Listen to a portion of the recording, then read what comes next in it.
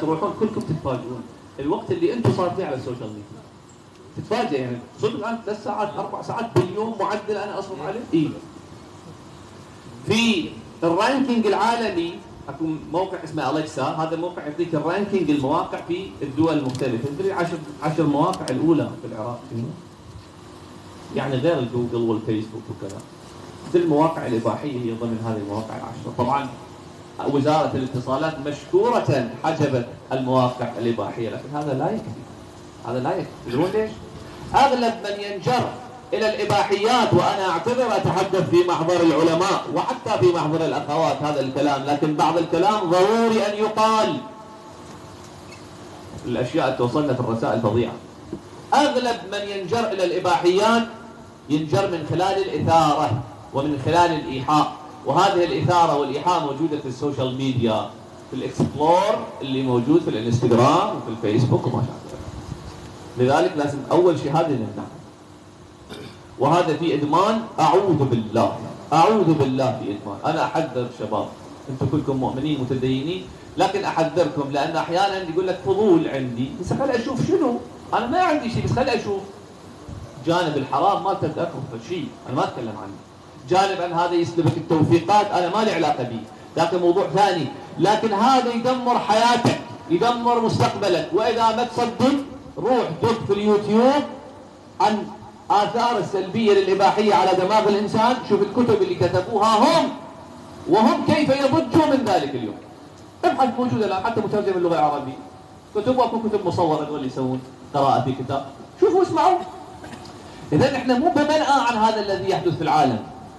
والشعب العراقي الحمد لله شعب سريع يتغير، يعني إذا جبتي موجة جديدة ربما سريع يتأثر. أنا ما أدري كم دقيقة عندي بعد حتى ما أطول لأنه ما أحصيت الوقت في بداية الأمر. كم دقيقة صرت تحكي؟ إذا موافقين أنا أكمل آخذ راحتي. صلوا على محمد وآل محمد. اللهم صل على محمد وآل محمد. هذا يسموه أخذ الإقرار بالإجماع، لما حد يقدر يعتذر. على كل، لا أنا أحاول إن شاء الله ما أطول لأنه ما شاء الله الأسئلة هم كثيرة، وأتيح المجال إن شاء الله أسئلة أيضا ونستفيد من محضركم. هذا بالنسبة للمحور الأول. زين، السؤال شو نسوي؟ ماذا نصنع؟ وهذا هو السؤال الأهم، خصوصا الشباب اللي الآن أنتم في مرحلة الشباب، في ريعان شبابكم.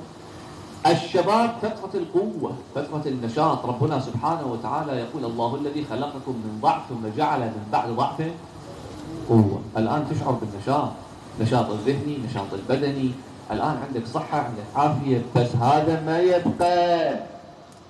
الآن ملك يناديك كل يوم يا أبناء العشرين جدوا واجتهدوا، ما يقول لك يا أبناء العشرين العبوا بوبجي، يا أبناء العشرين عليكم بالفيسبوك، يا أبناء العشرين نام للظهر. جدوا واجتهدوا الآن وقته، لأن سمعان ما يروح.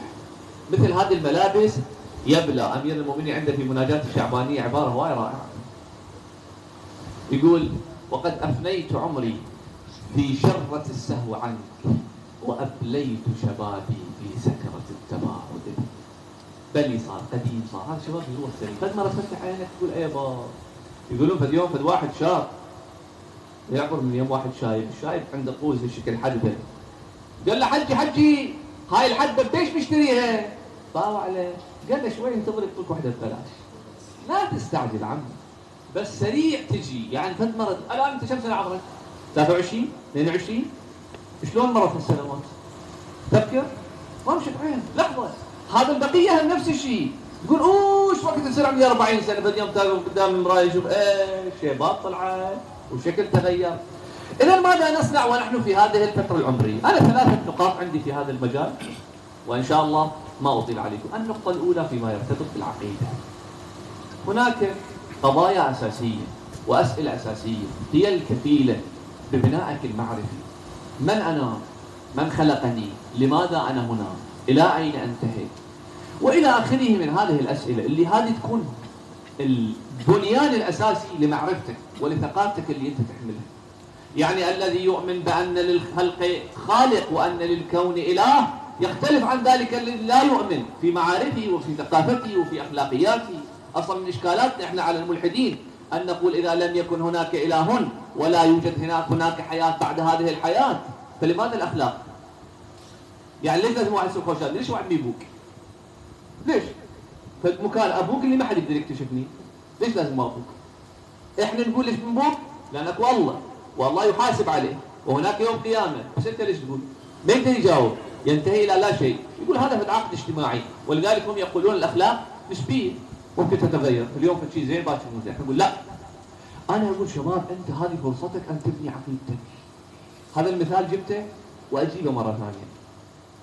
أنتم عندكم شط هنا بالعمارة مو؟ أكيد الشباب يسبحون بالشط. تمام لو تمام؟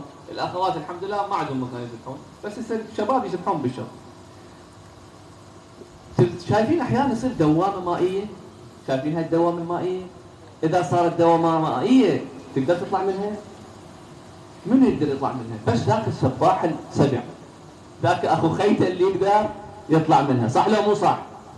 العقيدة في الوقت، عقيدة العوام تكفي أن أؤمن بالله سبحانه وتعالى. إيه يقول وقت انتهى، مو أنا قلت 3 أشياء، يلا اختصر إن شاء الله، صلوا على محمد وآل محمد. 5 دقائق. ما يصير أول شيء تقول لك مجال بعدين تقول ما يصير، هو ماكو شيء. 5 دقائق تعطونا، تقبلون 5 دقائق؟ صلوا على محمد وآل محمد.